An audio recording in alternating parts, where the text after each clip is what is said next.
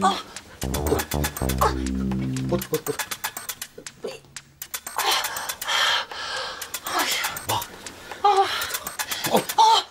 Moi! Mä otin Veikon kanssa vähän kävelyllä. Moro! Mikä se on ihan ihmeellinen lintu, kun teidän piassa se on ihan ihmeellinen lintu, kun sä sanot...